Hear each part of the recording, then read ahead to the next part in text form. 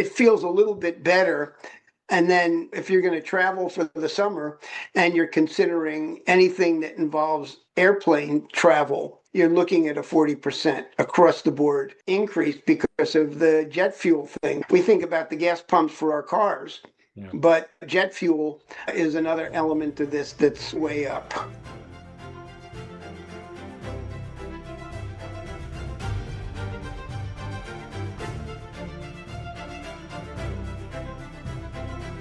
Well, welcome back, everybody, to the Heroes Path podcast.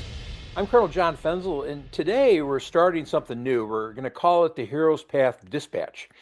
It's a regular briefing that steps back from any single crisis to scan the whole landscape, the biggest stories from around the world, here at home, and then it does the part I think that matters most, which is telling you in plain language what they actually mean for you, your families, and your friends. So for 4 months, we've been watching just one war. We've measured it in ceasefires and signing ceremonies and ships moving or not moving through one narrow strait. And this week, for the first time, that war showed up somewhere ordinary. The price on the sign of the gas station, which by several measures has slipped back under $4 a gallon. That's the war finally leaving your wallet, at least temporarily. But the world didn't pause while we were busy with Iran. So tonight, we widened the lens. 3 stories chosen by one test. Does it actually reach an average American's life? The Iran ceasefire just took the first real hit, and I want to bring you a sober, contrarian assessment of where it leaves us next. At home, the gas is falling, but the cost of borrowing money is not. And that tension is the real story for your budget. And then there's a quieter fight that we're going to talk about between Washington and Beijing over the metals inside your car and in many other places that outlast all of it. So to walk us all through this and rejoining us is Professor Jeff Steinberg. Jeff, welcome back. John, great to be back again this week. Yeah, we had a great breakfast this past week, and we talked about how we were going to shift this from the Iran update to what we're now calling the Heroes Path Dispatch. And I think that's appropriate because we're going to be talking about a lot of things here at home and then also internationally. Let's start off with the good news first because it's real. The gas is down because the deal is broadly, at least somewhat, building. The memorandum and the U.S. and Iran signed earlier this week opened the Strait of Hormuz and started a 60-day clock toward a final agreement. And then last weekend, talks in Switzerland produced at least what's broadly termed as a roadmap. And then on Thursday, the whole thing got its first real test and set the table for that. So you want to talk a little bit about that, Jeff?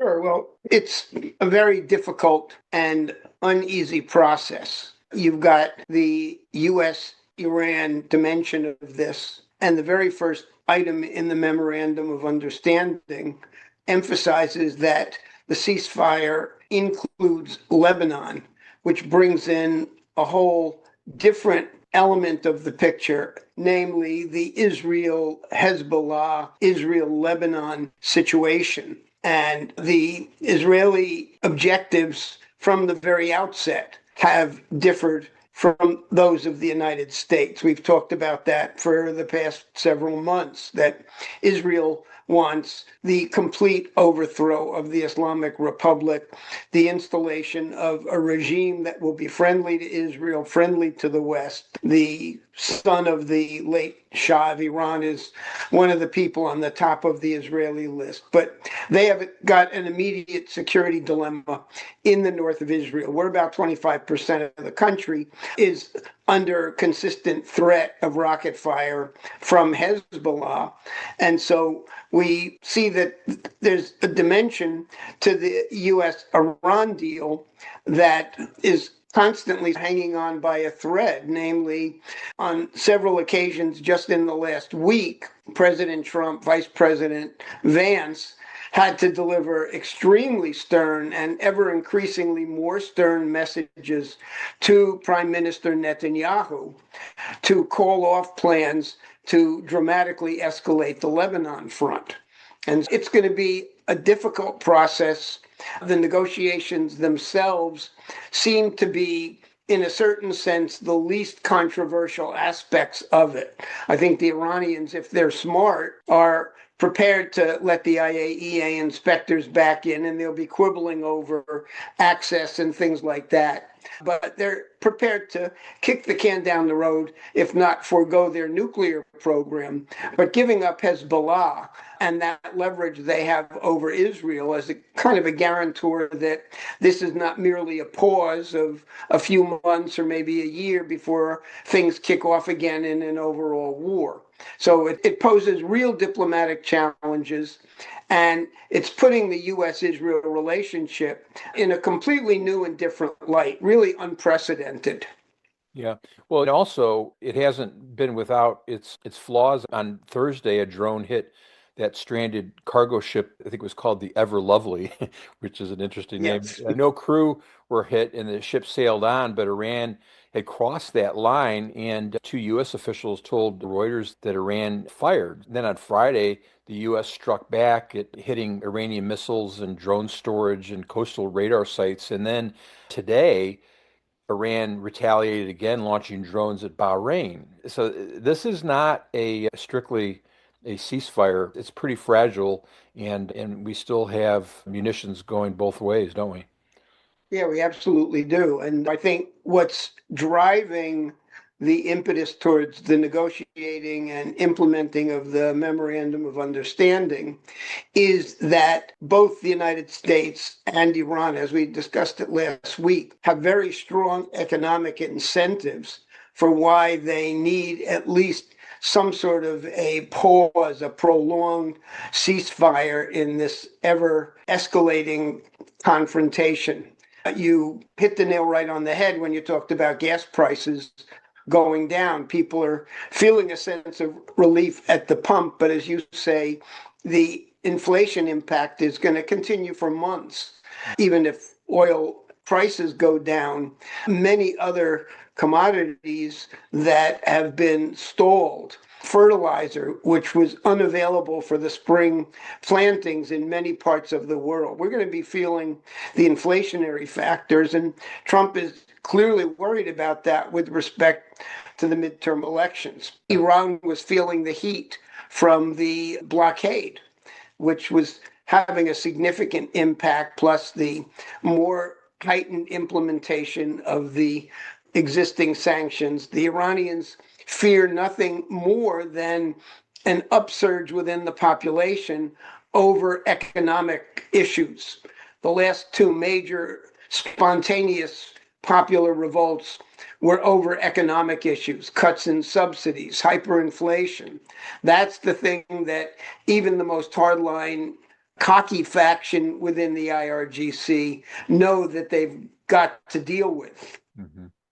Jeff, let's talk about the harder part. This week, a senior figure and someone that you know well with deep ties to the Israeli security establishment shared a private and pretty unsparing assessment of where all of this leaves Israel. And we're going to keep his name out of it for now and understand that this is only one person's view, but it's the kind of inside assessment that I think is worth hearing precisely because it cuts against all of the celebrations of an MOU and of a potential treaty. And so walk us through all of that if you would, and we'll flag what's opinion and what's fact as we go. General framework is that Israel's security situation is the worst that it's been since 1947-48. In other words, since the beginning, the formal establishment of the State of Israel. And he very much points to the fact that the Memorandum of Understanding gives Iran a kind of a leverage, almost a veto over what Israel can do in Lebanon. And Hezbollah remains a significant threat, particularly to the population of the whole Galilee region of northern Israel.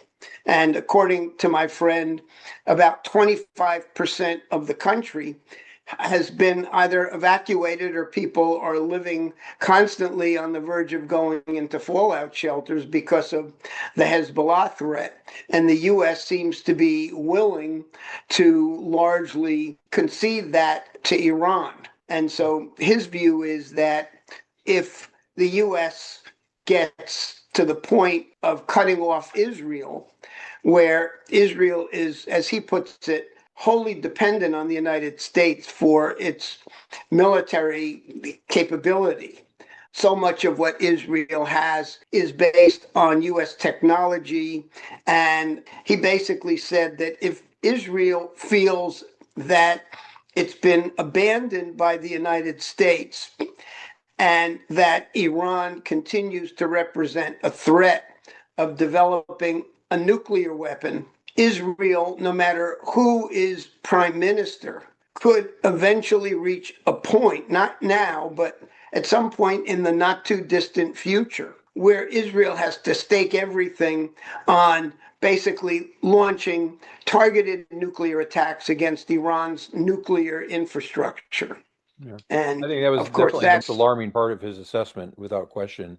But right. something else that I thought was interesting is that the whole spine of it is that is the single hard line, and that's that future historians are going to be studying this war as a case study and how to win every battle but lose the war, right? Yeah, exactly. That's where the US perspective, as we discussed, the oil price, the inflation, the midterm elections, all of those things have no significance whatsoever for Israel. Israel is there in the neighborhood. They're looking at their security concerns and they see Iran emerging in a stronger position coming out of what he called the 40-day war on top of the 12-day war. Yeah. And from an Israeli standpoint, that's extremely alarming. He holds Netanyahu responsible. In fact, he pointed out that the decapitation strategy of Israel, the killing of the late Supreme Leader Ali Khamenei, basically eliminated somebody who was, he called him the great balancer, and that Khamenei would have never given the green light to the IRGC to shut the Straits of Hormuz because he was pursuing improved normalized relations with the Gulf Arab states. And so he holds Netanyahu responsible for adopting certain reckless policies that put Israel in this worst security position in its entire history. Yeah. The other thing that was interesting in that whole assessment was, I thought, was that Hamas is finished and that Lebanon has always been the prize in all of this. That's right. Hamas is really the Palestinian branch of the Muslim Brotherhood, which is a Sunni organization. And clearly, the Iranians gave a certain amount of assistance to Hamas over the years, part of the resistance front. But Hezbollah is the key. Hezbollah is Shia. They have a vastly greater capability for pinning down Israel. And that's where the Iranians staked out their demands that Lebanon be an included part of the MOU and the whole peace process. Yeah. Of course, Lebanon and the United States and Israel completed several days of talks just in the last 48 hours. And what was glaring is that Hezbollah had no representation in the negotiations. Oh, okay. And so that's kind of tantamount to saying that this is not going to have any bearing on how Hezbollah and how Iran vis-a-vis Lebanon continue to operate. Yeah. Two other things that he mentioned was that you can also call them silver linings, for lack of a better term. One, that he expects Netanyahu to lose the election in October. And then secondly, that U.S. and Israeli military coordination during this war were matchless. So even he is somewhat of a pessimist, sees a foundation there, but also it comes with risks. Sure. And I think we might have mentioned this last week. There's legislation moving its way through both houses of Congress that would much more fully integrate Israel into the U.S. military industrial structures and would greatly enhance Israel's access to U.S. intelligence and restrict the ability of any president to deny Israel access to that intelligence without getting permission from Congress first. Yeah. So Israel is playing a long game in its own right, and they've got to walk on eggshells until that legislation works its way through Congress and is signed by the president, because there's vocal resistance and opposition to it that has not reached a threshold yet of blocking those sections of the National Defense Authorization Act, which is a must-pass bill because that's what funds our military. Yeah. Jeff, let's move on to the third story and talk about a long game. I think that's a good segue into this very quiet one with maybe the longest reach. While everybody watched what's happening in the Straits of Hormuz, and Washington and Beijing were escalating a different kind of war. It's been fought with export bans instead of missiles. So why don't you lay that out as it relates to rare earths and why they're so important to all of us today? China has a vice grip over the global supply chain of rare earths, which means both mining and then fabrication and then final production into these unique and super high powered magnets. China controls that vertically integrated sector of the world economy somewhere between 85 and 95%. And the Pentagon is putting a lot of investment into creating alternative supply chains, but that's 5 years down the line. This before affects you're all going of to us, by the way. It's rare earths sit underneath cars and electronics, appliances, the entire defense industrial base. Right now, we are wholly dependent on rare earths for all of that, aren't we? Absolutely. And the Chinese are disturbed with Japan's emergence as probably the most reliable strategic partner of the United States. And they see Japan's self defense force having some of the constitutional curbs lifted, exporting military equipment. Japan's increasing their defense budget and deepening the partnership with the US. So the Chinese are playing leverage. And remember that there are three upcoming summit meetings between President Trump and Xi Jinping. And so I think that all of these measures that are being taken about listing certain American companies that will not be given access to those Chinese rare earth products. I see it as the Chinese strengthening their relative position going into Xi Jinping's visit to the White House on September 24th. And then there's the APEC summit and the G20. So there'll be three face-to-face meetings between Donald Trump and Xi Jinping between now and December.